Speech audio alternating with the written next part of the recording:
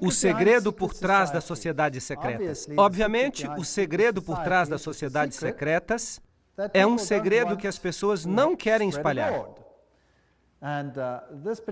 Esse tópico particular é tão sério que eu não me aventurarei a dizer nada, ou pouco. Em vez disso, eu vou deixar a história e as citações falarem por elas mesmas. Talvez seja tedioso ouvir citação após citação, mas o fato é que dessa maneira não sou eu que estou dizendo. É o fato histórico sendo colocado diante de vocês, para que vocês então decidam por vocês mesmos se o quebra-cabeças faz sentido ou não. Apocalipse 17:4. Achava-se a mulher vestida de púrpura e de escarlata, adornada de ouro, de pedras preciosas e de pérolas, tendo na mão um cálice de ouro, transbordante de abominações, e com as imundícias da sua prostituição. Há apenas uma única igreja no mundo inteiro que usa uma mulher com uma taça, e essa é a Igreja Romana. Aqui está a cidade do Vaticano. E aqui está uma mulher segurando uma taça. E ela é chamada Fides em todos os documentos. Fides. Agora, o que isso significa? Bem, vamos a uma boa fonte maçônica. Albert G. Mackay, o Manual da Cabana. Era um maçom de grau 33. E vai ficar claro o que isso significa. Ele diz: a mão direita tem em todas as eras sido considerada o emblema da fidelidade. E nossos antigos irmãos adoravam a divindade sob o nome de Fides, ou fidelidade, que era às vezes representada pelas duas mãos direitas unidas, e às vezes por duas figuras humanas, segurando-se mutuamente pelas mãos direitas. Numa foi o primeiro que erigiu o altar a Fides, sob o qual o nome da deusa dos juramentos e da honestidade era adorado. Então significa honestidade e fidelidade, mas é também o nome de uma divindade feminina. Agora, Apocalipse 17:5 chama essa instituição de a mãe das prostitutas. E Apocalipse 18:7, ela diz: eu me sento como rainha, eu não sou uma viúva, eu não lamentarei. Então ela pode ter perdido filhos durante a reforma, mas ela vai consegui-los de volta. Isaías 47:8, eu sou e não há nenhum além de mim, eu nunca serei uma viúva, ou sofrerei a perda de filhos. Ela vai controlar o mundo em um sentido espiritual. É isso que o poder diz. Agora, é interessante que o Vaticano, recentemente, em 5 de setembro de 2000, publicou o Dominus Iesus. Ela diz: as outras igrejas não são nossas irmãs. O Vaticano insiste. Deve sempre ficar claro que a única igreja santa, católica e apostólica universal não é a irmã, mas a mãe de todas as igrejas. O cardeal Ratzinger disse que ele é o cabeça da Inquisição. Eles não chamam mais de Inquisição. Eles agora chamam de a Congregação para a Doutrina e Fé. Mas é a mesma coisa. Ainda funciona no mesmo edifício. Agora, ela não é a irmã, mas a mãe de todas as igrejas. Isso quer dizer que todas as outras igrejas se sujeitam a ela, certo ou errado? É isso que ela diz. Para em Apocalipse 13, 1-2, está escrito que o dragão lhe deu seu poder e seu assento e grande autoridade. Que declaração! Uau! O dragão lhe deu poder? Em outras palavras, esse poder vem de outra fonte. Mas, será que o catolicismo não prega o cristianismo? Sim, ele prega. Será que ele não prega Jesus Cristo como Salvador do mundo? Sim, ele prega. Mas ele também prega a mediação através de outros mecanismos e através da igreja. Agora, é interessante que nas sociedades secretas há sempre duas doutrinas. Uma para os iniciados e outra para os goyim, os não iniciados. E os cavaleiros templários tinham duas doutrinas. Uma era a doutrina interna, oculta, esotérica. E a outra era a exotérica. Essa doutrina externa era o catolicismo. Por isso as massas receberam uma religião que os internos viraram de ponta cabeça. Entre os internos do ocultismo, Lúcifer é o verdadeiro filho de Deus. Jesus é um segundo filho que foi derrotado pelo primeiro, que foi expulso. Portanto, Lúcifer é o verdadeiro luminário, o vencedor da batalha. E ele receberá adoração no final do tempo. Essa sempre foi a doutrina da Cabala. Sempre foi a doutrina do gnosticismo. Mas é claro, não é o que a Bíblia ensina. Mas então o catolicismo não ensina o que a Bíblia ensina. Apocalipse 17, 12 a 14 fala: os 10 chifres que viste são os 10 reis que ainda não receberam um reino, mas que por uma hora receberão autoridade como reis juntamente com a besta. Eles têm um propósito e darão seu poder e autoridade à besta. Eles farão guerra contra o Cordeiro. Mas o Cordeiro os vencerá, porque ele é o Senhor dos senhores, o Rei dos reis. E com ele estarão que são chamados escolhidos e fiéis. Agora, hoje, vamos tratar de todo o capítulo 17. Mas os reinos do mundo, aqui representados por estes 10, darão seu poder ao sistema, assim como na Idade Média, e aplicarão a doutrina ao mundo inteiro. Muito interessante. Isso será a besta que sai do abismo sem fim. Agora, Gary H.K., em seu livro A Rota para a Ocupação Global, escreve assim: as antigas religiões de mistério vêm de Babilônia. E elas eram panteístas, é claro.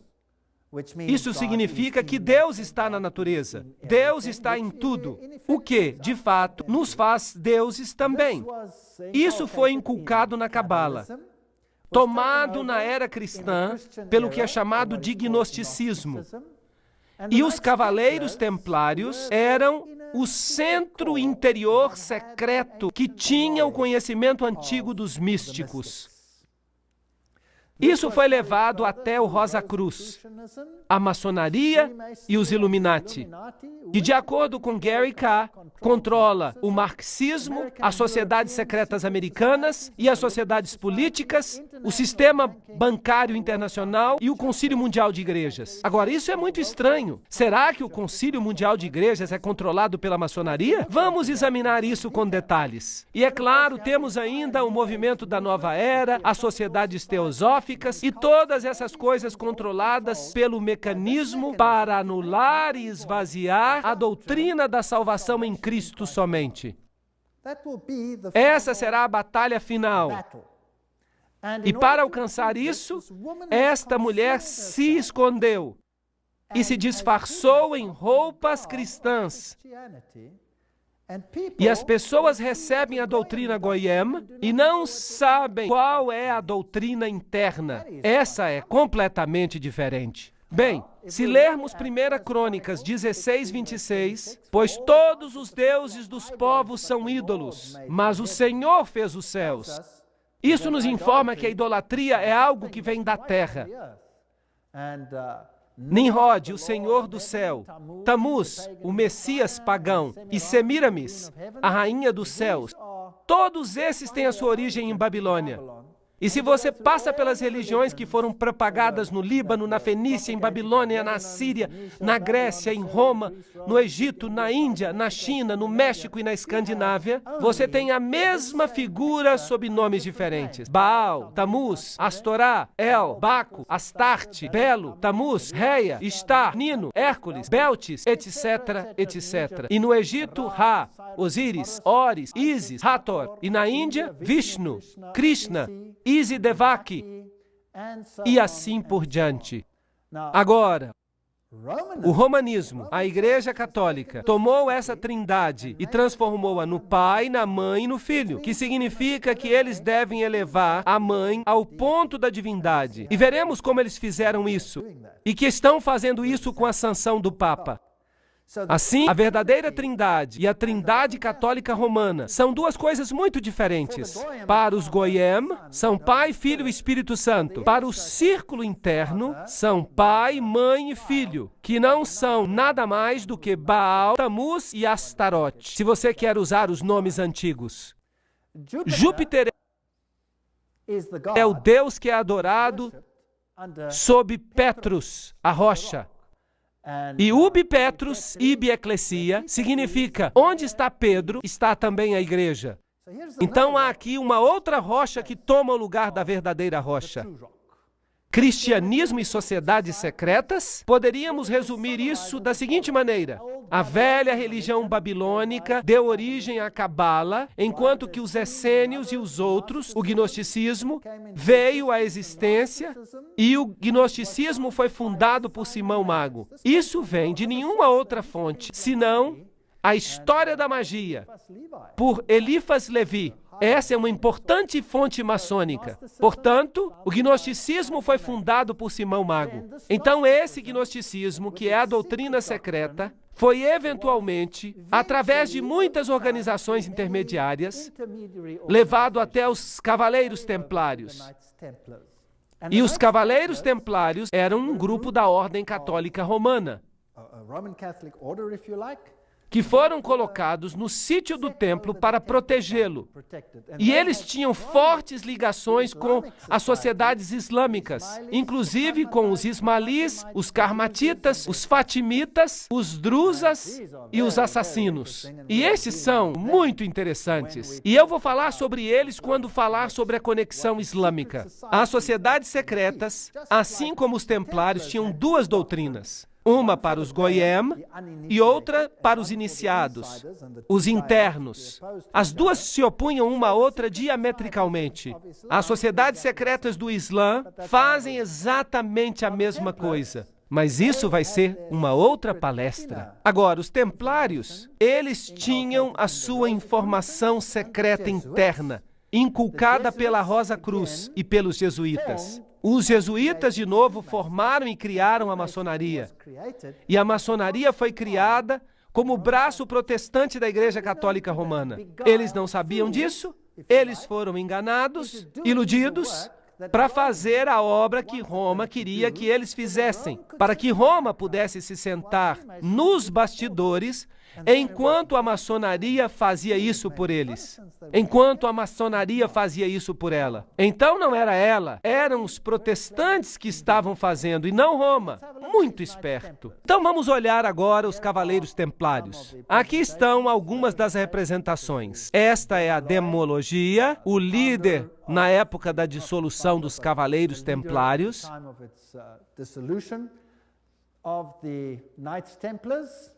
Era assim que se vestiam. Esse é um dos seus símbolos. E é um símbolo usado para muitas igrejas hoje. Sabiam disso? Muitas igrejas carismáticas usam esse símbolo. Isso é fascinante. Os testemunhas de Jeová usam esse símbolo também. Vou dar uma outra palestra sobre isso.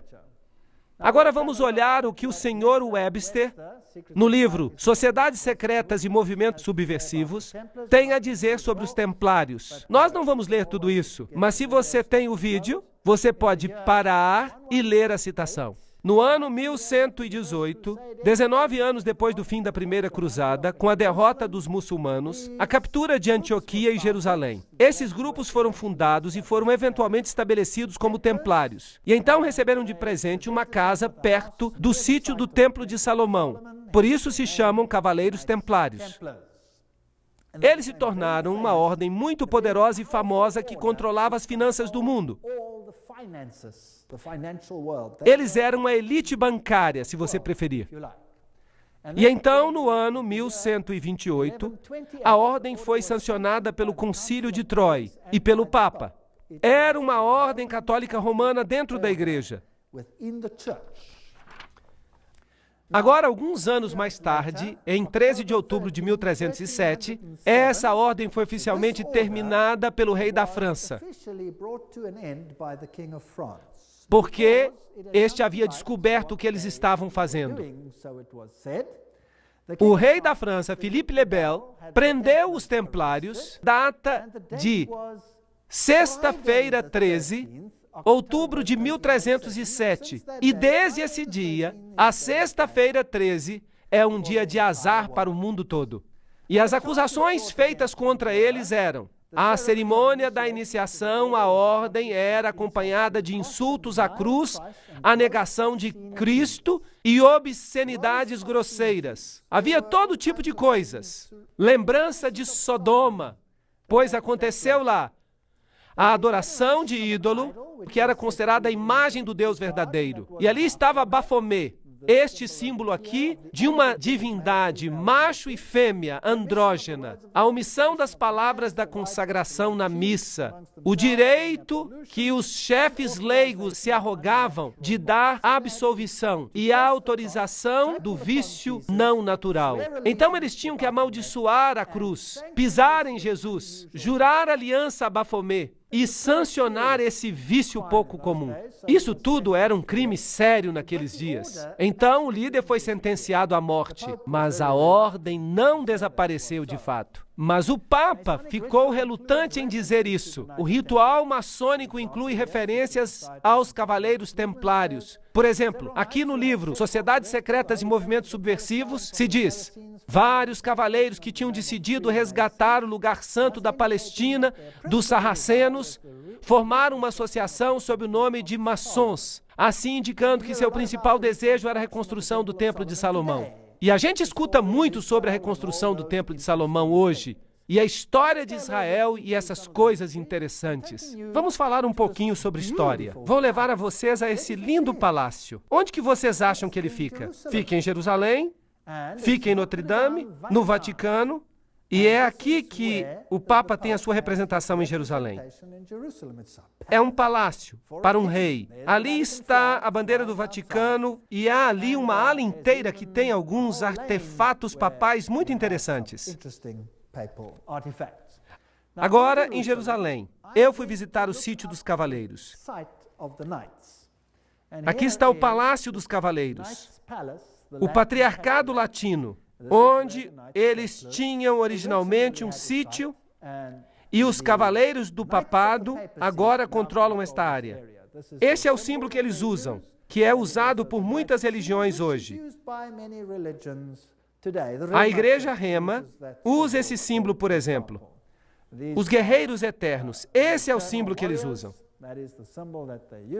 Ali beijam o anel do patriarca. Eles se tornam cavaleiros, como os demais cavaleiros. E eles incluem proeminentes banqueiros e indivíduos. Dentro da igreja você tem, é claro, a estátua de Júpiter, como Pedro.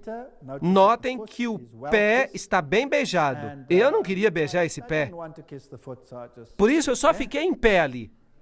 É uma igreja importante porque o Papa Paulo VI e o Papa João Paulo II visitaram esta igreja, que é, claro, altamente simbólico. Ali estão as placas de o Patriarca Latino.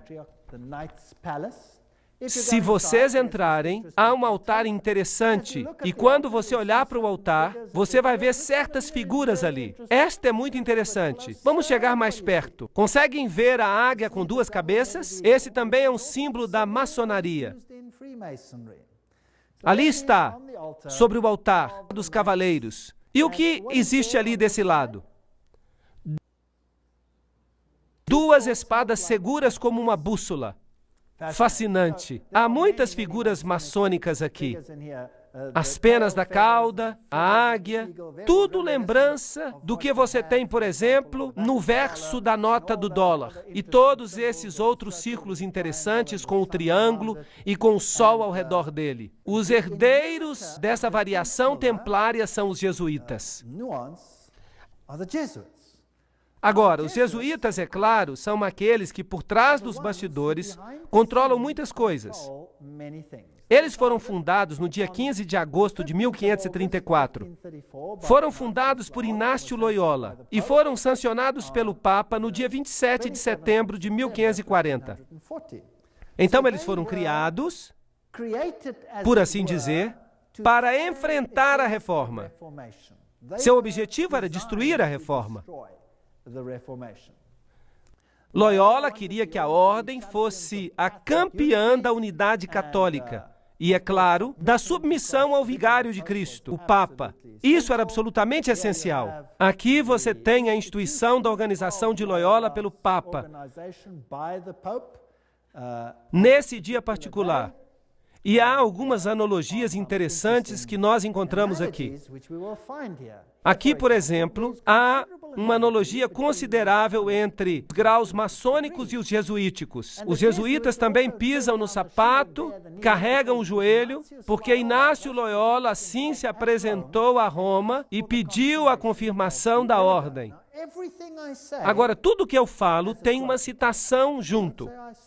E se alguém ficar chateado com alguma coisa que eu disser, então telefone para as pessoas que disseram isso e fique chateado com elas, certo? Então é isso que faziam e é isto que a maçonaria faz. Então você tem aqui uma ótima ligação. Portanto, quem existiu primeiro? Os maçons ou os jesuítas? Os jesuítas existiram primeiro, claro.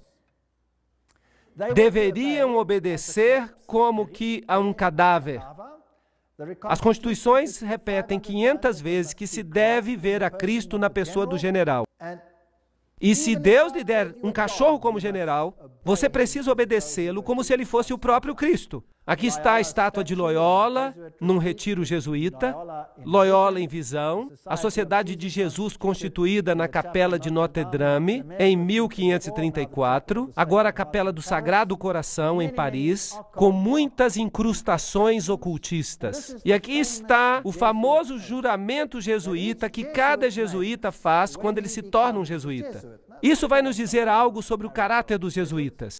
Ele diz, eu, e aqui você coloca o nome, na presença de Deus e de todos os santos, juro que Sua Santidade o Papa é o vice-regente de Cristo e é o verdadeiro e único líder da Igreja Católica, etc. Também diz aqui que este poder lhe foi dado pelo Salvador, Jesus Cristo, que dá ao Papa o poder de depor reis hereges, príncipes, estados, comunidades e governos. Tudo é ilegal sem a sua sagrada confirmação. Então ele pode destruí-los tranquilamente. Portanto, um jesuíta jura que se um governo não se sujeita a Roma, ele pode ser o quê? Destruído. Eu também declaro que eu ajudarei, assistirei e aconselharei a todos os agentes de Sua Santidade, no lugar onde eu estiver, e farei o máximo para acabar com os protestantes hereges e com as doutrinas liberais. As doutrinas liberais são doutrinas pelas quais você decide em que você quer crer. Você se atribui a liberdade de tomar a sua própria decisão, em vez de permitir que o Papa faça isso por você. E isso será destruído, e todos os poderes pretensiosos. E não importa onde você me envie no mundo, eu obedecerei. E eu prometo que eu não terei minha própria opinião. Eu obedecerei como um cadáver. E eu farei guerra, secreta ou abertamente, contra todos os hereges, protestantes e liberais, como me for ordenado, para destruir e exterminá-los da face da terra. Eu não pouparei nem idade, nem sexo, nem condição. Eu enforcarei, matarei, ferverei, tirarei a pele, estrangularei e enterrarei vivo estes terríveis hereges. Arrancar-lhes-ei os estômagos e os ventres de suas mulheres. Esmagarei as cabeças de seus filhos contra a parede, para aniquilar para sempre essa raça desprezível.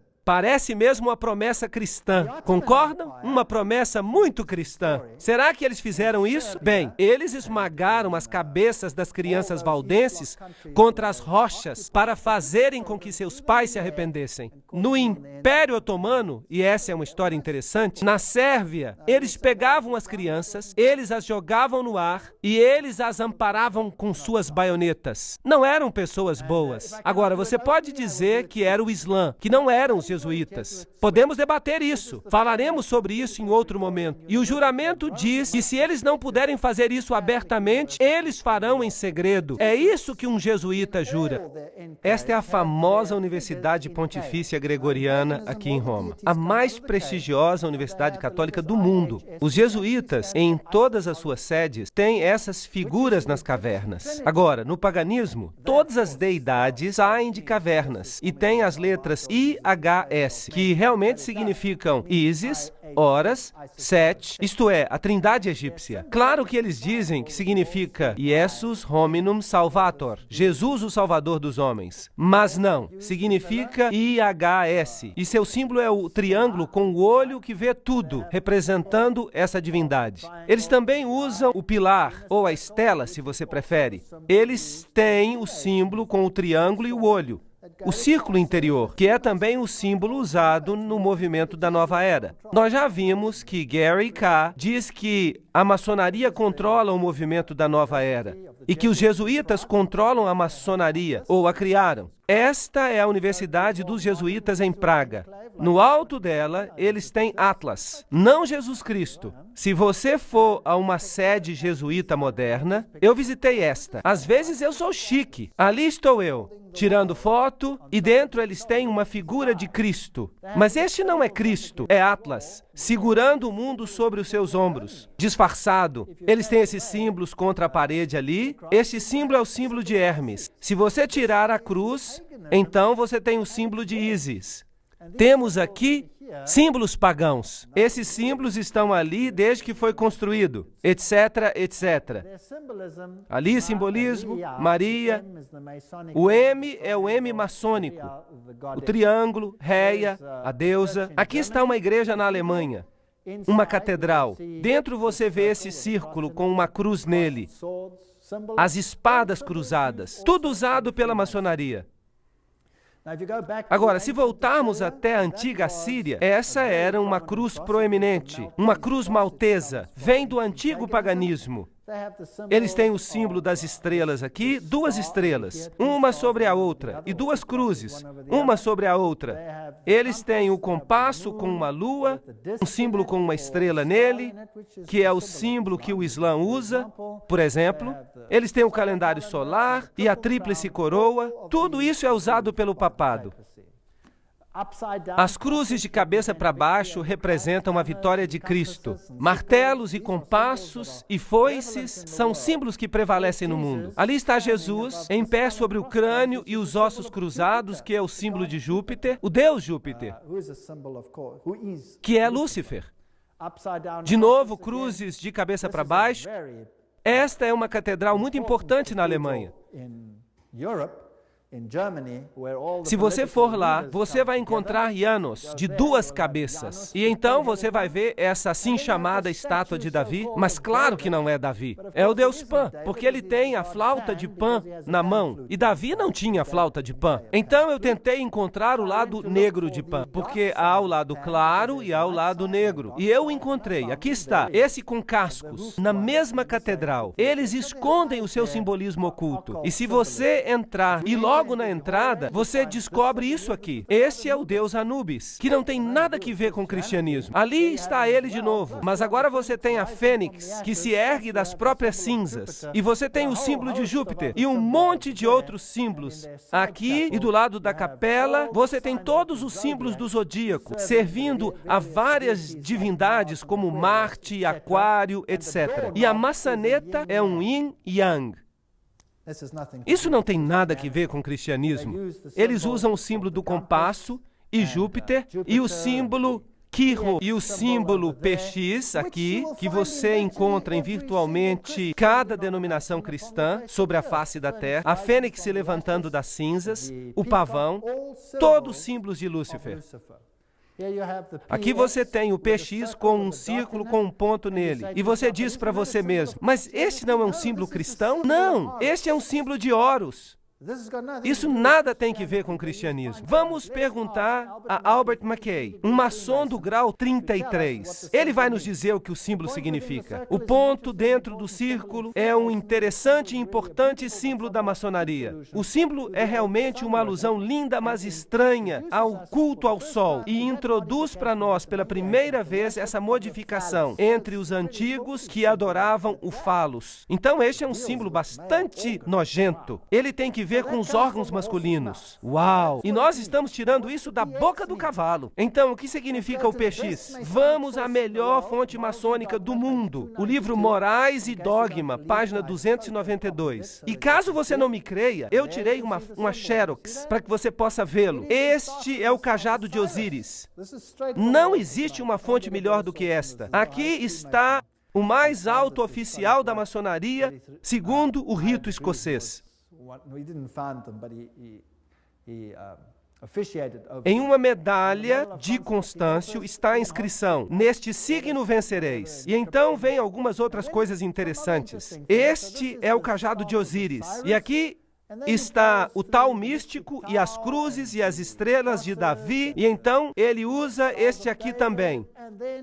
Um símbolo interessante. Ele diz que as vestimentas dos sacerdotes de Horus estavam cobertas com essas cruzes. Aqui está a cruz maltesa. Lembram que eu mostrei para vocês essa cruz no rei sírio? Agora, quem usa isso em suas vestes? Bem, vamos dar uma olhada. Opa, aqui está. Quem está usando? O Papa está usando. Então, o que ele é? Ele deve ser o sacerdote de Horus. Então, para o mundo exterior, parece cristianismo. Mas para o círculo interior, é ocultismo. No chão da Catedral de Londres, você tem o Triskele, que é um yin-yang tríplice. Bem, o que isso significa? A versão céltica do yin-yang. É isso que é. O Triskele, o mar, amuleto, uma deusa céltica de sabedoria e bruxaria que foi entronizada na Revolução Francesa. Só que ele está perguntando. A deusa da razão, bruxaria, razão, tudo é a mesma deusa. No chão da mesma catedral, você encontra o tal místico.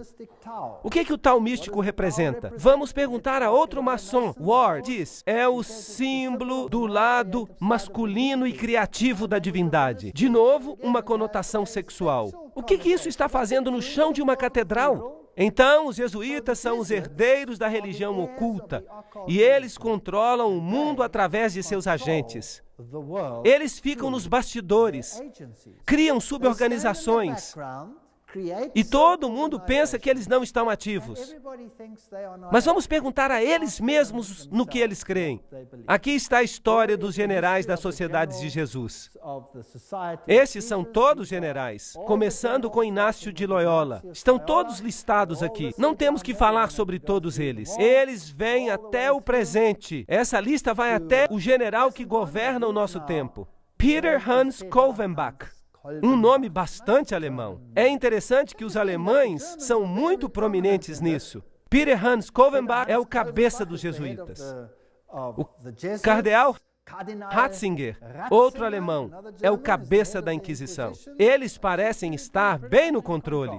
E com que ele se parece? Está ele, Peter Hans Kolvenbach. Você está olhando para, provavelmente, um dos homens mais poderosos do mundo hoje, se não o mais poderoso. Ele é o Papa Preto. Aqui você tem esta caverna de Loyola, aqui você tem George W. Bush e o Papa em audiência um com o outro, e eles não fazem nada por acaso.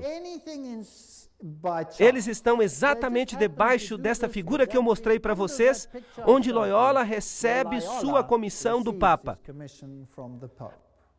Agora, a cerimônia de investidura e o juramento extremo dos jesuítas em um cartão de catálogo. Aqui está. Você aprendeu a planejar cuidadosamente as sementes da inveja e do ódio entre as comunidades, províncias e estados que estavam em paz e a levá-los às obras de sangue, a envolvê-los em guerras uns com os outros e a criar revoluções e guerras civis nos países que são independentes e prósperos, cultivando as artes e as ciências e desfrutando das bênçãos da paz, a ficar dos lados dos combatentes e agir secretamente em comum com seu irmão jesuíta, que pode estar engajado do outro lado, mas abertamente se opor àquilo que você pode querer, de modo que a igreja possa ser a vencedora no final, nas condições fixadas nos tratados por paz e que os fins justificam os meios. Uau! Isso é a ciência de Hegel. Dois pontos de vista opostos opostos, o pensamento dialético, você faz guerra um com o outro e você os esfrega uns contra os outros até que nada sobra. Isso é chamado tese e antítese. E o conflito resultante traz a síntese. Note que o jesuíta pode estar bem ativo de um lado, mas ele pode também estar muito ativo do outro lado. Então, esse é o processo que eles usam para conseguir as coisas. A Guerra dos 30 Anos.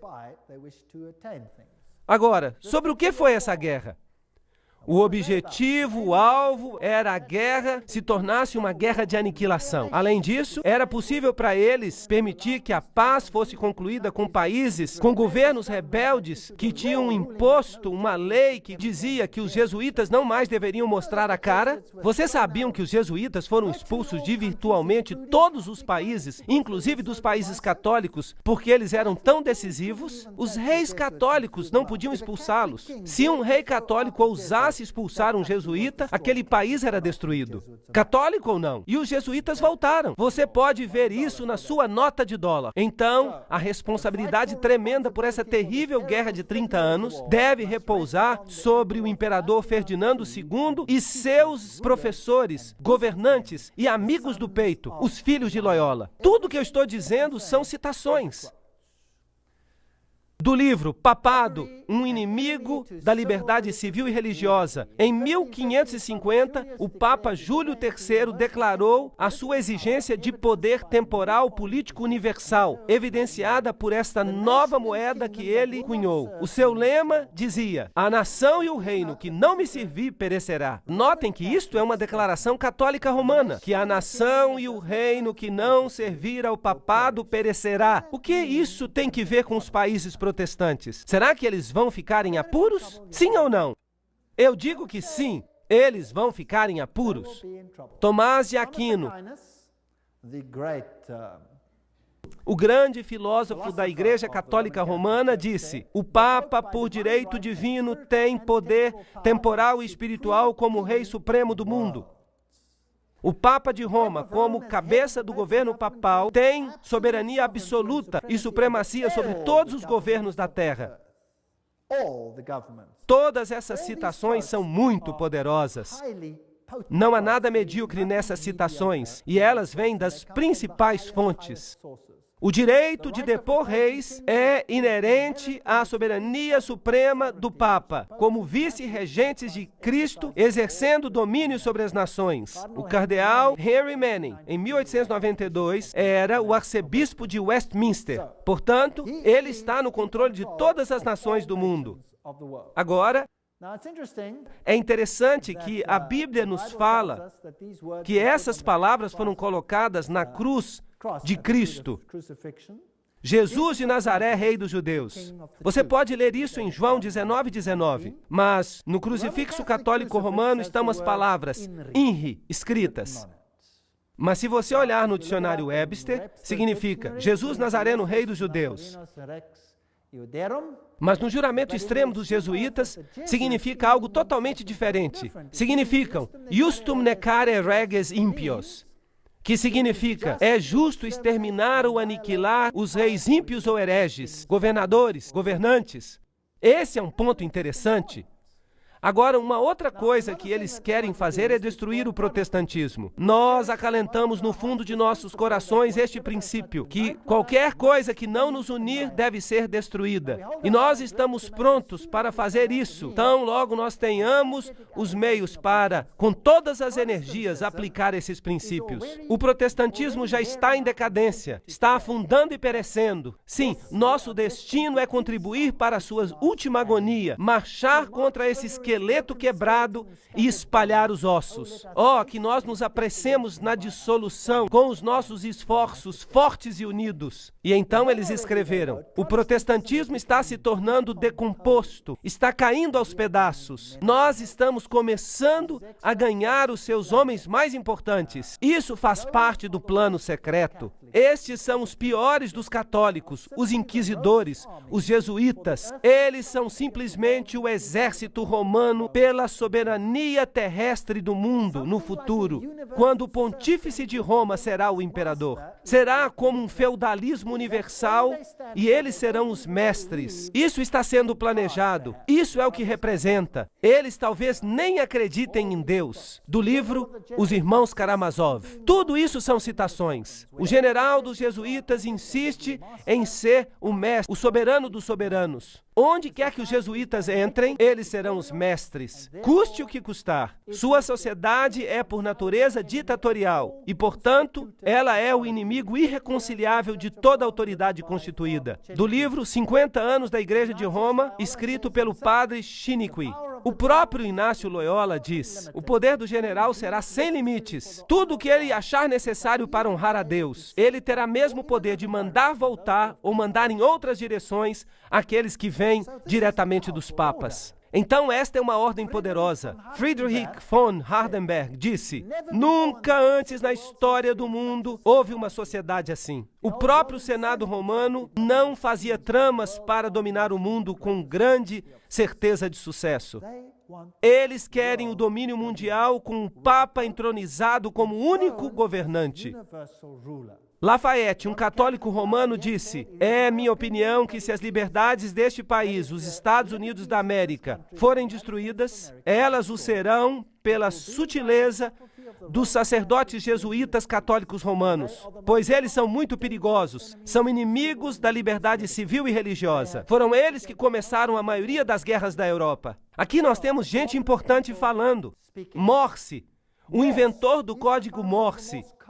Ele disse: e quem são esses agentes? Eles são, na maior parte, jesuítas, uma ordem eclesiástica proverbial no mundo por sua duplicidade e total falta de escrúpulos morais. Uma ordem tão habilidosa nas artes do engano que mesmo nos países católicos, na própria Itália, essa ordem se tornou intolerável e todas as pessoas querem eliminá-la. Esse é outro homem importante. O arquiduque Maximiliano Francis disse: eles penetraram tão insidiosamente nas cortes e nas intrigas dos estados que eles devem, com justiça, ser reprovados por tentarem alcançar o domínio mundial. E nós podíamos continuar aqui, mas esta é uma citação importante. Aqui está Michelangelo Tamburini, o general dos jesuítas, falando ao Duque de Brancas: meu senhor, desta sala eu governo não apenas Paris, mas China. Não apenas a China, mas o mundo inteiro, sem ninguém ficar sabendo que eu governo. Interessante. É isso que os próprios jesuítas dizem. O confessor do Papa tem que ser um jesuíta. O próprio Papa tem que vir a um jesuíta para confessar. E tudo que eu estou falando são citações. Esta aqui é de João Batista Janssens. Ele governou de 1946 a 1964. Ele parece um elegante cavalheiro, muito alegre.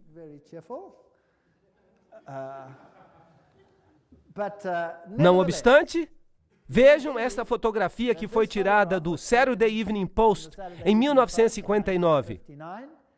E aqui está o que ele comanda. E nós vamos falar dessas coisas na próxima palestra. Ele controla as seguintes sociedades secretas: a Ordem Militar Soberana dos Cavaleiros de Malta. Então é ele quem manda nos Cavaleiros de Malta. A Loja Maçônica Shriner, segundo o rito escocês. A Ordem dos Illuminati. Os Cavaleiros de Colombo. Os Cavaleiros da Ku Klux Klan. Benai Berit, a Nação do Islã e seu exército particular chamado os Frutos do Islã, a Comissão da Máfia, o Opus Dei, junto com várias outras irmandades menores. Então, cada uma dessas seitas secretas, cada uma dessas sociedades secretas é controlada pelos jesuítas. E como eles as controlam? Qual é seu objetivo? E quem é membro, por exemplo, dos Cavaleiros de Malta? E quem hoje é membro dos Cavaleiros de Colombo? Quem é membro do B'nai B'rith? Quem controla os frutos do Islã? Quem controla a Opus Dei? Quem controla Skull and Bones? E todas as outras sociedades secretas? Qual é a sua agenda? É isso que precisamos descobrir. Lembrem-se que Roma quer recuperar domínio total. E se eles são o centro da teologia templária, então eles querem controlar o mundo para o dragão, não para Jesus Cristo. O dragão lhes deu seu poder e seu trono e sua grande autoridade. Isso é assustador. E esse poder pode estar dominando o seu país como ele domina o meu. Mas as boas novas é que Jesus predisse isso. Nós lemos no Apocalipse, ele diz que não importa quanto eles se associem, não importa quanto eles tramem, o reino vai para quem? Vai para Jesus. Apenas esperem. Portanto, não há nada a temer. Na próxima sessão, eu mostrarei para vocês as sociedades secretas e eu mostrarei quem são os seus membros.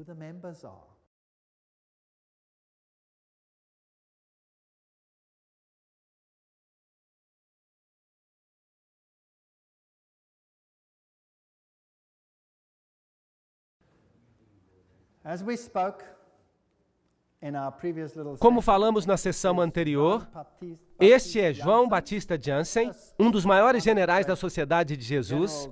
Ele foi seu líder de 1956 a 64 e ele dirigiu a Ordem de Malta, a loja maçônica Shriners, a Ordem dos Illuminati, os Cavaleiros de Colombo, a Ku Klux Klan e todas as sociedades secretas que estão sob o domínio dos jesuítas.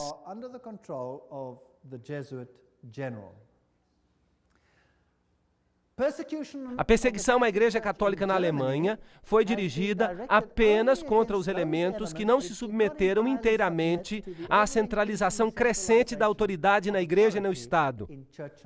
Então, às vezes, parece que até os católicos estão sofrendo. Mas somente os grupos católicos que não estão totalmente submissos a este sistema serão subjugados.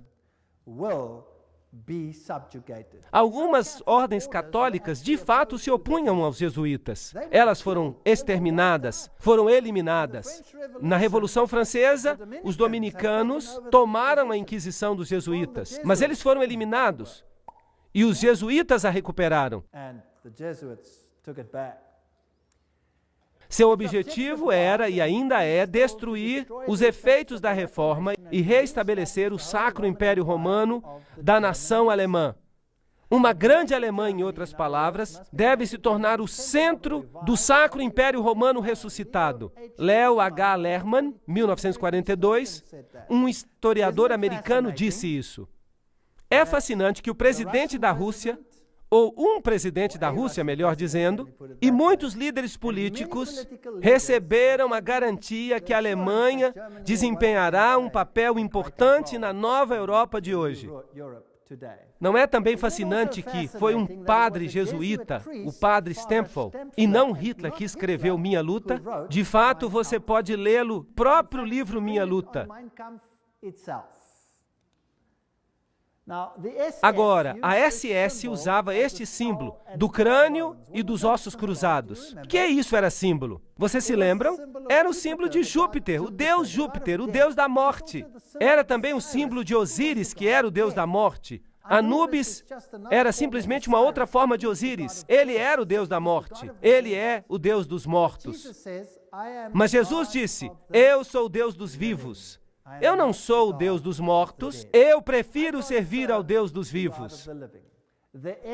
A SS foi organizada por Himmler, de acordo com os princípios da Ordem dos Jesuítas. Os serviços e exercícios espirituais prescritos por Inácio de Loyola constituíram um modelo que Himmler tentou cuidadosamente copiar. A obediência absoluta era a regra suprema. Toda a ordem tinha que ser executada sem hesitação. Cada comentário que eu estou lendo vem de uma fonte confiável. De novo, naquele ótimo livro, Grande Conflito, nós lemos sobre os jesuítas. Por toda a cristandade, o protestantismo foi ameaçado por inimigos formidáveis. Os primeiros triunfos da reforma no passado fizeram com que Roma reunisse novas forças, na esperança de realizar a sua destruição. Nessa época, a ordem dos jesuítas foi criada. Notem o que esta citação está dizendo. O poder mais cruel e inescrupuloso de todos os campeões do Papa. Eles se separam de todo laço terrestre, de todo interesse humano,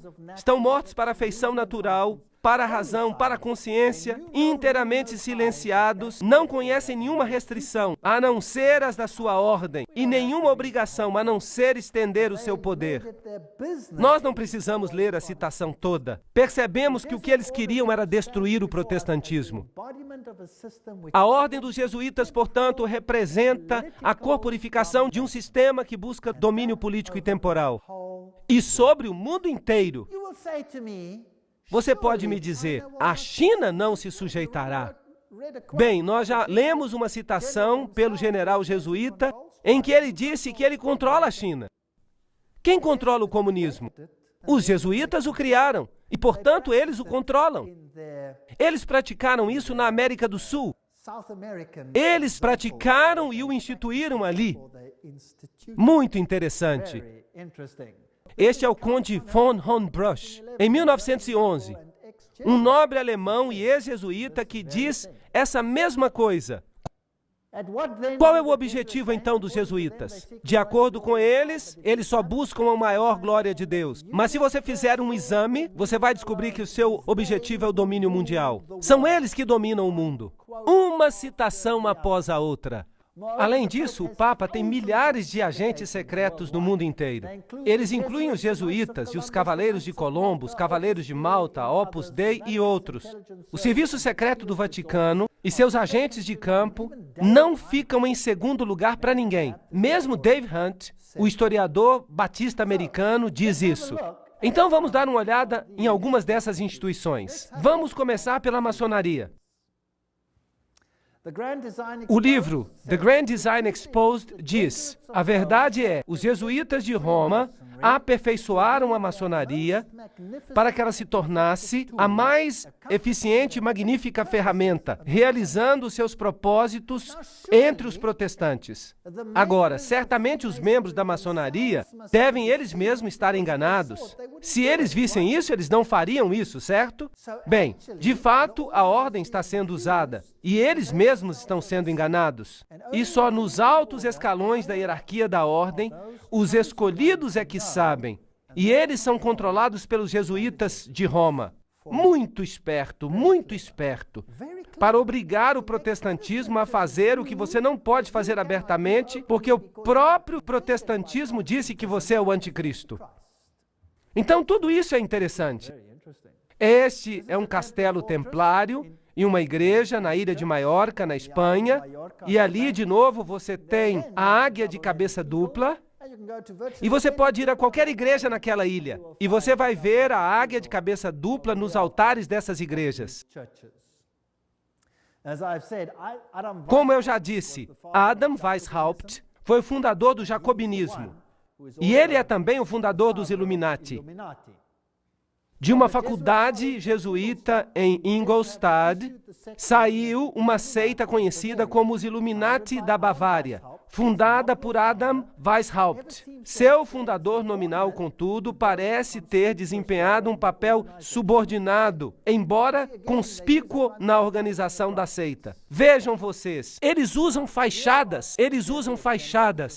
Agora, aqui estão dois generais jesuítas. Este é o general Ritchie e este é o general Ledochowski. E muito interessante, este aqui, 1773 a 1814, governou durante a supressão da ordem. Agora, notem que foi o próprio Vaticano que suprimiu os jesuítas de 1773 a 1814. O que aconteceu com o Vaticano naquela época? Ele recebeu a ferida mortal, foi levado para o exílio e morreu. Não está certo? Então, quem deu a ferida mortal ao papado? Foi a própria ordem da igreja. Foi uma luta pelo poder. E ele criou nessa época os Illuminati. Foram criados por Weishaupt. E é claro, ele é também o pai do comunismo moderno. Ele que com os jacobinos realizou a Revolução Francesa. Anos depois, o general jesuíta Ledokovsky, com os seus bolcheviques, dirigiu a Revolução Russa em 1917. A mesma coisa que tinha acontecido com a outra revolução. Depois eu falarei sobre isso quando eu der uma palestra sobre as revoluções e as guerras e os ditadores, mais tarde na série. A maior autoridade francesa nos jesuítas, Edmond Paris, disse: a Revolução Russa, pela eliminação do czar, protetor da Igreja Ortodoxa, não decapitou o grande rival e ajudou a penetração da Igreja Romana? Precisamos reagir enquanto o ferro está quente. O famoso Russicum, a Faculdade Russa de Roma, foi criada em 1929 e seus missionários clandestinos levaram as boas novas a esse país cismático. 100 anos depois de sua expulsão pelo czar Alexandre I, os jesuítas tentaram conquistar o mundo eslavo. E será que o pobre mundo eslavo sofreu? Eles foram massacrados aos milhões. A história mostra o que aconteceu lá. Quando Stalin, provavelmente um dos maiores assassinos em massa de todos os tempos, fez isso.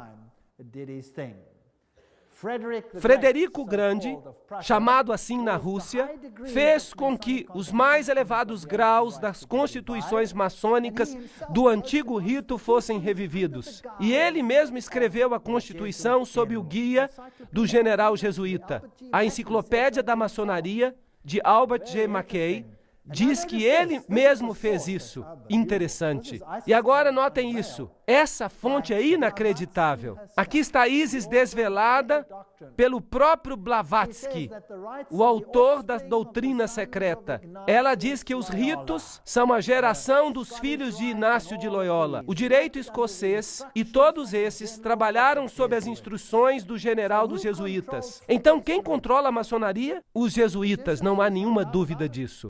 Aqui nós confirmamos a investidura do cavaleiro templar maçom nos conselhos da dita ordem da cavalaria, e esperando e confiando que ele diminuirá para conduzir a glória de IHS, o Altíssimo e Poderoso Deus, e honrará a marca que nós recomendamos. Aqui está um ritual da maçonaria que é totalmente jesuíta. Então, os jesuítas controlam a maçonaria.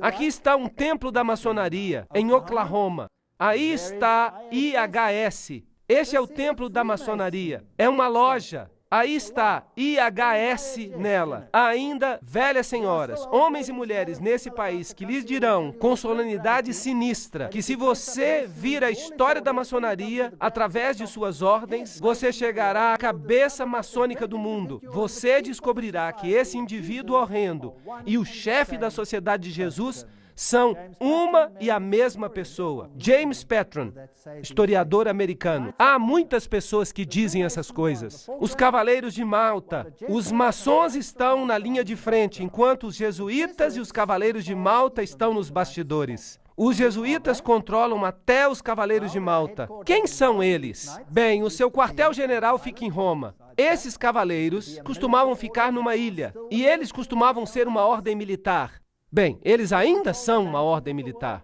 Eles são cavaleiros. Eles controlam o sistema bancário do mundo, a indústria dos complexos militares do mundo. Eles supervisionam o banco Chase Manhattan, com todas as suas filiais. Eles governam todos os serviços secretos, a KGB, a CIA, todas essas coisas procuram restaurar a idade das trevas. Tudo que eu estou dizendo é citação. Eu não estou falando nada de mim. Não me acuse de dizer nada. Eu só estou lendo. Quem são eles? Bem, aqui está o cabeça dos Cavaleiros de Malta nos Estados Unidos. Bem, agora ele está morto. Este é Francis Joseph, o cardeal Spellman, cardeal de Nova York.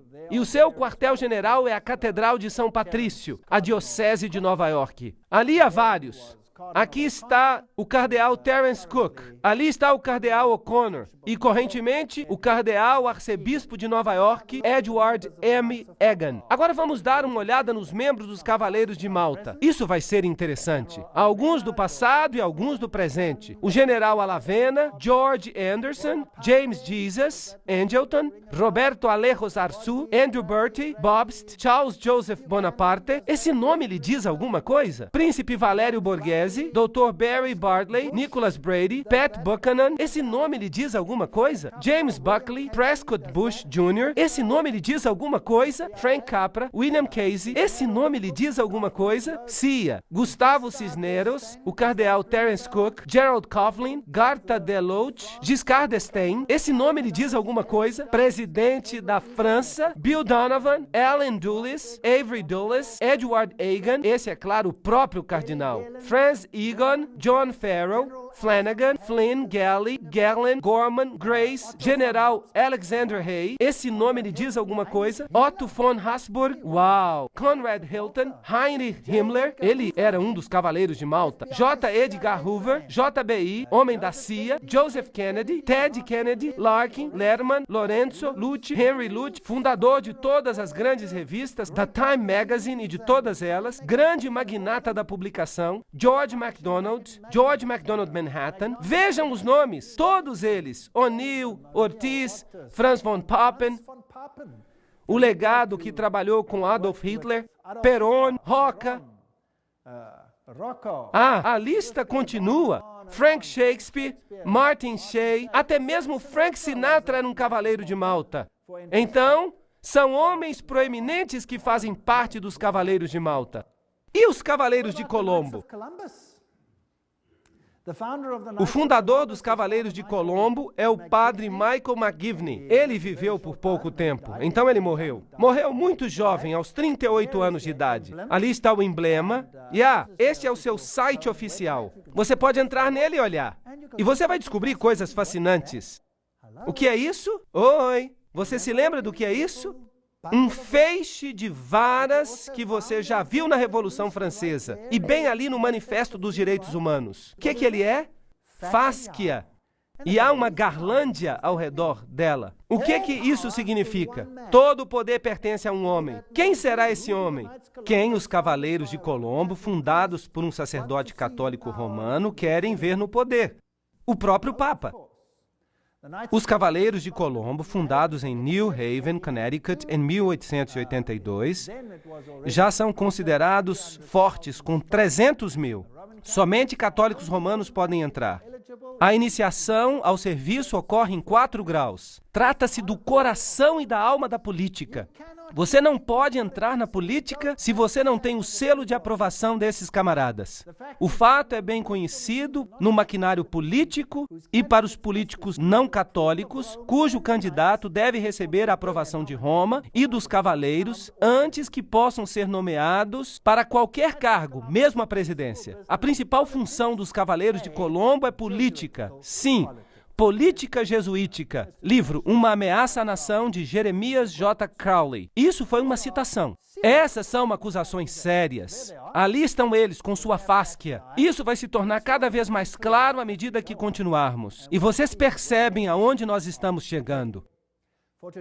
Pois hoje Roma considera, escutem isso, pois hoje Roma considera o regime fascista como sendo mais próximo dos dogmas e de seu interesse. Nós não apenas temos o reverendo jesuíta Padre Coughlin elogiando Mussolini na Itália como uma democracia cristã, mas sua revista oficial, que é o Civiltà Católica, esta é a revista oficial dos jesuítas, ela diz, e este é o órgão vital dos jesuítas, ela diz: o fascismo é o regime que mais corresponde aos conceitos da Igreja de Roma. Isso é assustador. Você percebe que o controle aumenta cada vez mais? Você está percebendo que isso está acontecendo? Você percebe que nós estamos sendo cada vez mais tratados como indivíduos que temos que nos ajoelhar 20 mil vezes diante de outros poderes?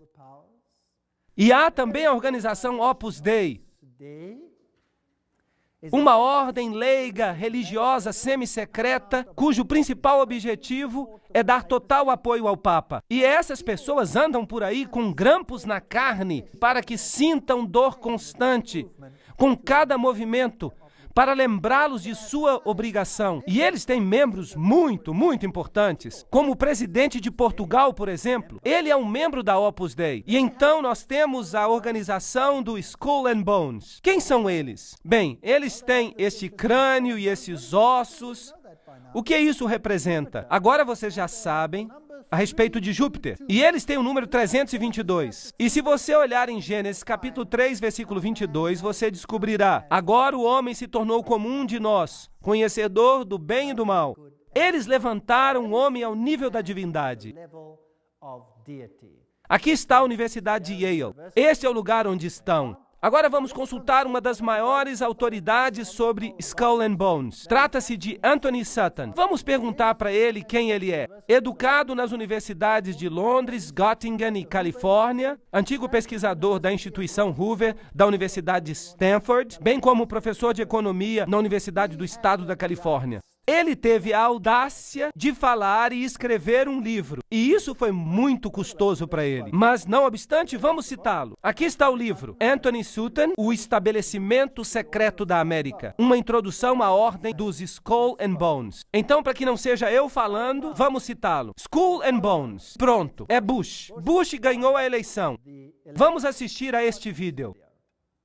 A Universidade usa posições de poder e influência. O caveira mais conhecido é o ex-presidente George Bush, que, de acordo com a tradição, jamais admitiu ser um membro. Senhor presidente, você é um membro da Caveira e Ossos? Peça-lhe que deixe a sala. Um jornal americano recebeu uma resposta semelhante quando nós recentemente perguntamos a George Bush Jr., o governador do Texas, sobre o período em que era membro. Ela ainda existe? A coisa é tão secreta que eu nem sei se ela ainda existe. Bem, então você vê que George W. Bush é membro. Eles se deitam num caixão, eles se prostram diante de uma figura papal, juram fidelidade, eles fazem todo tipo de coisa sexual esquisita num caixão, que eu não vou explicar, é uma coisa nojenta. E estes são presidentes, os homens mais poderosos dos países do mundo, e eles pertencem a sociedades secretas dessa natureza. Bem, nós logo vamos ter uma eleição. E aqui está um jornal alemão, Financial Times, Alemanha, fevereiro de 2004. Ele confirma que Kerry, o líder da oposição, que vai concorrer contra George W. Bush, também é membro da Caveira e Ossos. Então, para que votar se os dois candidatos pertencem ao mesmo partido? O que são essa gente, o que elas fazem, nós vamos ter que ver nas próximas palestras. A ordem, o que ela é e como ela começou. As pessoas que entraram conhecem-na como a ordem. Outros a conhecem por mais de 150 anos como o capítulo 322 de uma sociedade secreta alemã. Isso é muito importante. De fato, isso foi descoberto quando eles invadiram uma instituição e lhes roubaram os documentos.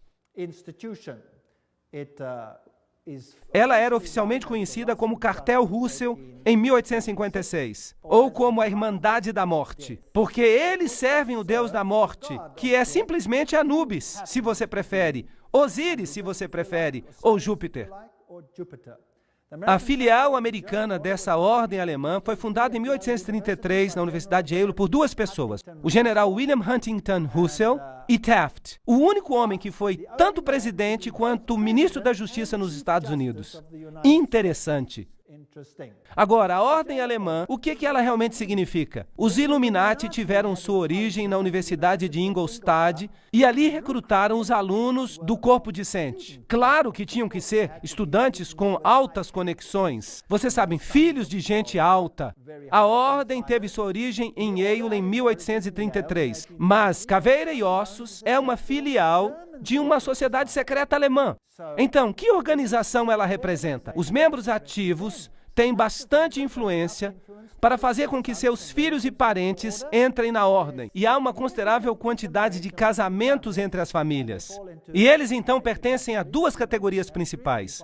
Pertencem à velha linha de famílias americanas e pertencem às famílias que têm grande riqueza. Quando um novo membro é iniciado na ordem, disse que hoje à noite ele morrerá para o mundo e nascerá para a ordem. Assim ele se referirá a ela. A ordem é um mundo em si mesmo, no qual nós temos um novo nome e 14 novos irmãos de sangue, também com novos nomes. Agora, há também uma filial britânica que foi estabelecida em Oxford, na faculdade de All Souls. E a filial britânica é chamada O Grupo. Então, a Caveira e Ossos não é apenas um. Você tem um grupo americano e um grupo europeu também. Então, o grupo se conecta com a filial judaica, através dos Rothschilds, o círculo interior. E essa, então, é uma organização secreta mundial que tem os indivíduos mais elevados na indústria, no governo, em todos os aspectos da vida.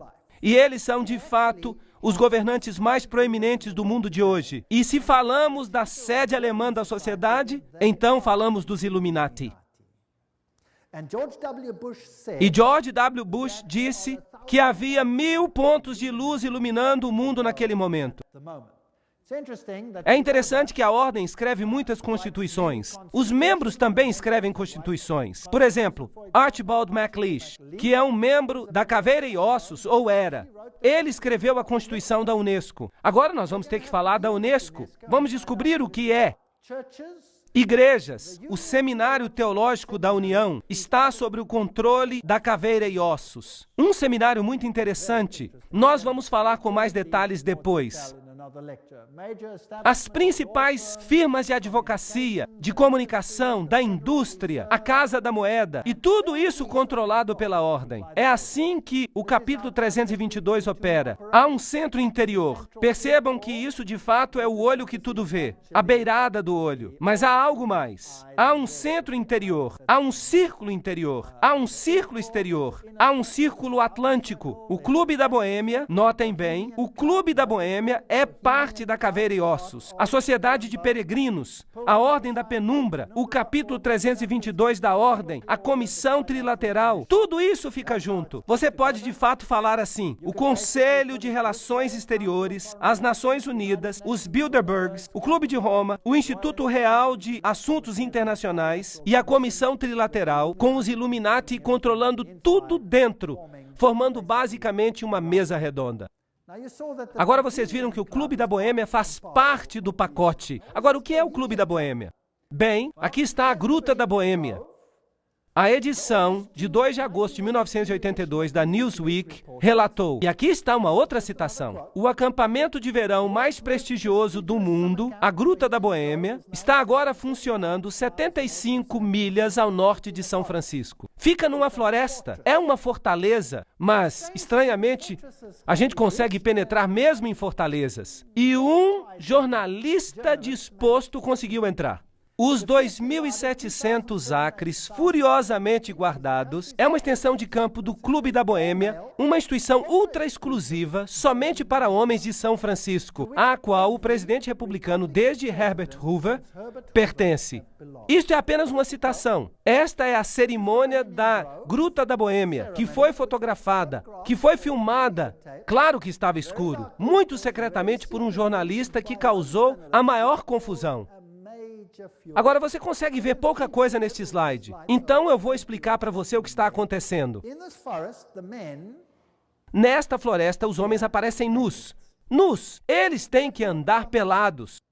De fato, alguns membros deixaram a sociedade porque eles estavam cansados de caminhar nus. Agora, imaginem, todos os presidentes dos Estados Unidos foram membros da Gruta da Boêmia. Os sacerdotes se vestem em vestimentas papais. Eles reverenciam uma coruja, porque a coruja vê na escuridão. Ela tem iluminação. Eles adoram a natureza. Eles dizem: a beleza nos envolve agora, e nós a adoramos.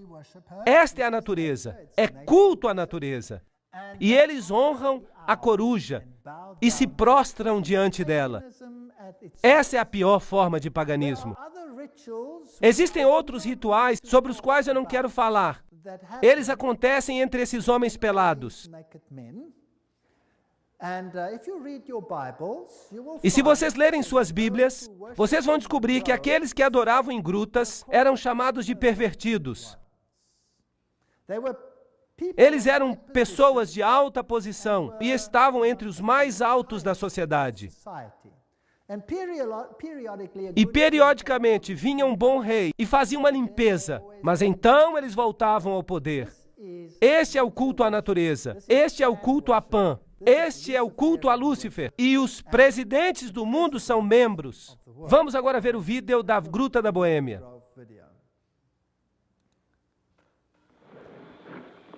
Ali estão as vestimentas papais. A coruja nesse templo de folhas. Que todos dentro da gruta o reverenciem. Que ergam as cabeças, as árvores, e sejam levantadas para sempre. Pois eis que aqui está o templo da Boêmia, as santas colunas desta casa. Ali está a coruja.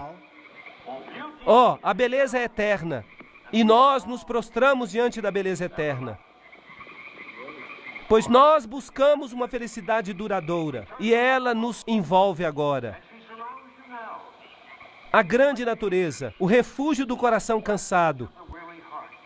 Nós nos prostramos apenas diante de ti, grande natureza. Ela é sempre fiel. Os amigos podem nos falhar, por isso precisamos nos aproximar como filhos. Criancinhas que sempre creem, que nunca duvidam da sua beleza e da sua fé. Sacerdotes da Boêmia, o nosso fogo funeral aguarda o seu cuidado. Príncipes de toda a sabedoria mortal. Coruja da Boêmia, nós te imploramos, concede-nos o teu conselho. Coruja da Boêmia, concede-nos o teu conselho.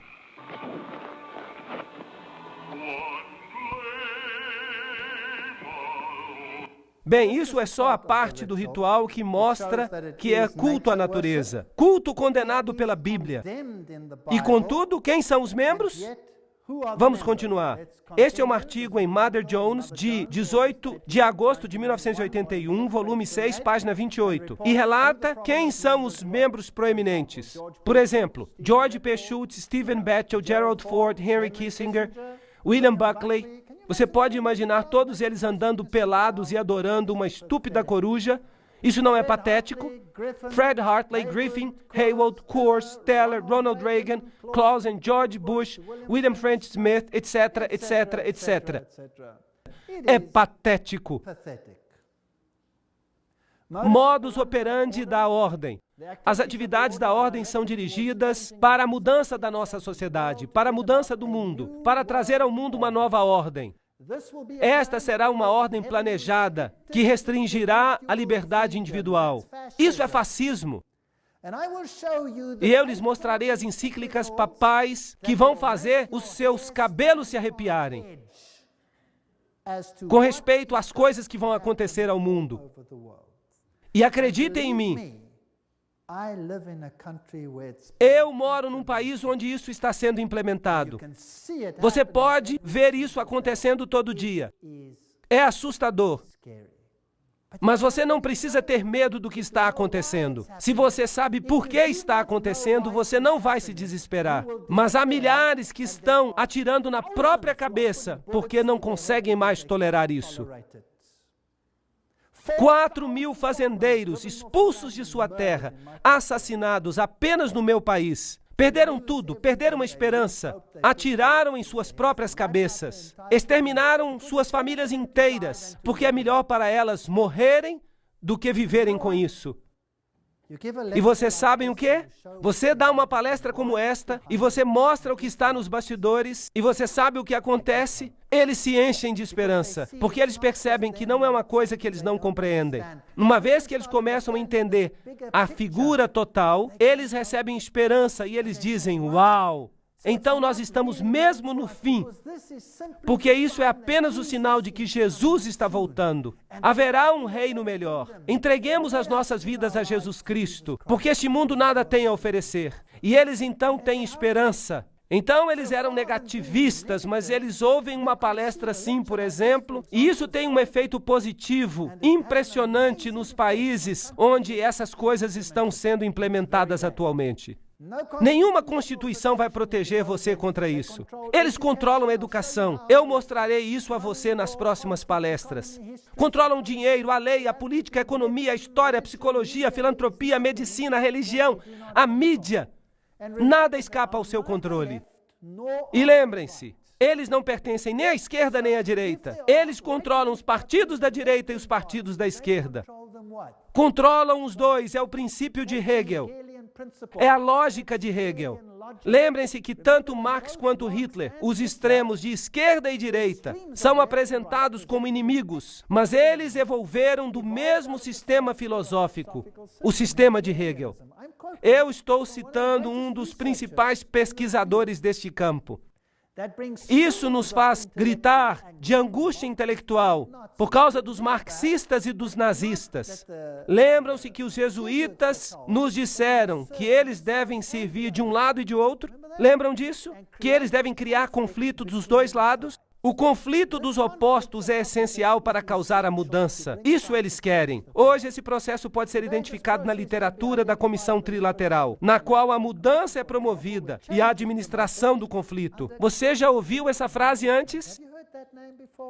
Tudo bem, o conflito é essencial. O Estado é absoluto. Então, o Estado deve ter total controle. Isso significa que as pessoas devem abrir mão dos seus direitos para o Estado. Vocês estão vendo isso acontecer nos Estados Unidos atualmente? Claro que sim. Então, o Estado pede completa obediência. Um indivíduo não existe para si mesmo, nesses assim chamados sistemas orgânicos, mas somente para desempenhar um papel na operação do Estado. É isso que acontece também sob o nazismo. Tanto Hegel quanto Kant são filósofos por trás desse sistema. E eu fico atordoado. Eu estava na Europa há 4 semanas, na Alemanha, e os líderes, o presidente da Alemanha, eles saíram e colocaram garlândias em frente das tumbas dessas pessoas e disseram: sua filosofia tornou uma nova Europa possível. Eles os honraram. Que coisa terrível. Eu quase digo satânica. Essa é a filosofia. O princípio dos Illuminati de que o fim justifica os meios é também o princípio do grupo e da ordem, que é a caveira e ossos. Isso significa que você pode fazer qualquer coisa, não importa quão prejudicial, desde que você alcance o seu objetivo. Há um círculo externo, um círculo interno, um círculo central. Tudo isso, o Conselho das Relações Exteriores está no círculo externo. A Comissão Trilateral, é claro. A Comissão Trilateral foi fundada por David Rockefeller. Ela tem 200 membros no mundo todo. A Operação Bundy, ativismo para uma nova ordem global. George W. Bush, que era membro da Caveira e Ossos. Lembram-se? Ele diz: é uma grande ideia, uma nova ordem mundial, na qual diversas nações se aproximam numa causa comum. Somente os Estados Unidos têm tanto a importância moral e os meios para apoiá-la. E então, vocês acham que eles estão tentando fazer com que todos os países do mundo formem um sistema? Sim ou não? Vocês acham que é possível que eles estão dando o seu poder à mulher que está montada sobre eles? Quem é que parece controlá-los? Os jesuítas. E a quem dizem os jesuítas devem o poder pertencer? Ao Papa. Não está certo? Tudo bem. E quem vocês acham que quer uma nova ordem mundial mais do que qualquer outra pessoa? O Papa. Isso não é interessante? Bem, aqui está ele. A nova ordem internacional por causa da paz. Quando? 3 de janeiro de 2004. Foi o seu discurso de novo ano, dedicado a pedir a implementação de uma nova ordem mundial. Cidade do Vaticano, 1º de janeiro de 2004. João Paulo II começou o novo ano insistindo que a paz é possível e também que é uma obrigação. E ele pediu uma nova ordem internacional. CNN, o que você tem a dizer? O Papa pede uma nova ordem mundial. Quinta-feira, 1º de janeiro de 2004. Cidade do Vaticano. O Papa João Paulo II falou no novo ano, na quinta-feira, com um chamado de renovação para a paz no Oriente Médio e na África, e a criação de uma nova ordem mundial baseada no respeito pela dignidade do homem e a igualdade entre as nações. O que ele disse? Neste ano, o Papa João Paulo II dirigiu seus pensamentos para os conflitos que acontecem ao redor do mundo. Mas ele enfatizou que vai trazer paz, que precisa haver um novo respeito pela lei internacional e a criação de uma nova ordem internacional baseada nos objetivos das Nações Unidas. Ele pede uma ordem que seja capaz de arranjar uma solução adequada para os problemas de hoje, baseando-se na dignidade do ser humano, isto é, nos direitos humanos. Em um desenvolvimento integral da sociedade, na solidariedade entre as nações, ricas e pobres, na partilha dos recursos e nos extraordinários resultados do progresso científico e técnico. Vocês sabem, partilha de recursos, vocês já ouviram isso antes? Bem, há uma outra palavra para isso. Se chama redistribuição de riqueza. Vocês já ouviram isso antes? Deixem-me redefinir isso para você. Redistribuir as riquezas significa pegar a riqueza de quem tem e dá-la a quem não tem. Isso é correto? Agora, se você faz isso, que nações do mundo serão mais atingidas? As nações católicas ou as protestantes? As nações protestantes são as nações ricas. Por toda parte você pode fazer uma linha. Agora eu vou mostrar para vocês nas próximas palestras que há encíclicas que definem como a redistribuição deve ocorrer. E como ela está acontecendo, e o que a encíclica diz que vai ocorrer, já está acontecendo no meu país sem o governo levantar um dedo sequer. Ela é definida pela necessidade, como você verá. Agora, há uma outra palavra para tirar o que pertence a um e dar a outra pessoa. É chamada roubo. Roubo. Não furtarás, diz a Bíblia. Mas o Papa em Roma diz, furtarás. Ele diz isso literalmente. Eu vou mostrar para vocês na encíclica. Você vai ficar abismado. Essa nova ordem mundial vai ser um acontecimento tremendo. Eu não quero fazer parte dela. Felizmente, o meu Deus diz,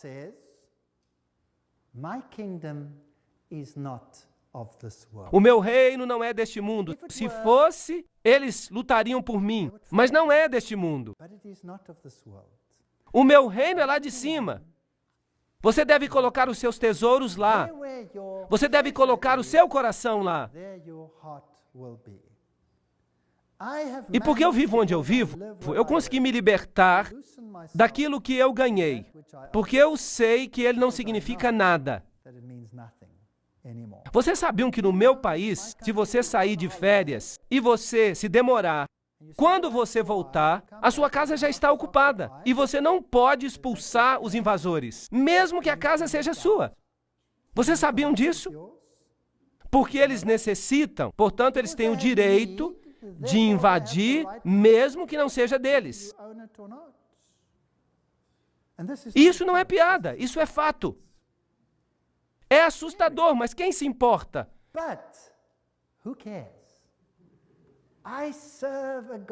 Eu sirvo a um Deus que prometeu coisas maravilhosas, mesmo coisas temporais, àqueles que o servem.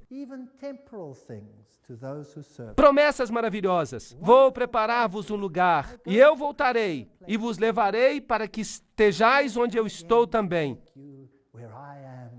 Na casa do meu pai há muitas moradas. Eu irei. De fato, não significa moradas, significa mansões. Deus preparou coisas que fariam com que as coisas deste mundo se tornem insignificantes. Então, que eles tenham o seu reino, que eles tenham a sua diversão, porque o meu Deus diz que este mundo vai acabar e que o reino de Deus reinará para sempre. Por favor, não percam as próximas palestras. Nós entramos na montanha russa, que vai nos levar a lugares maravilhosos. Obrigado por terem vindo. Thank you for coming.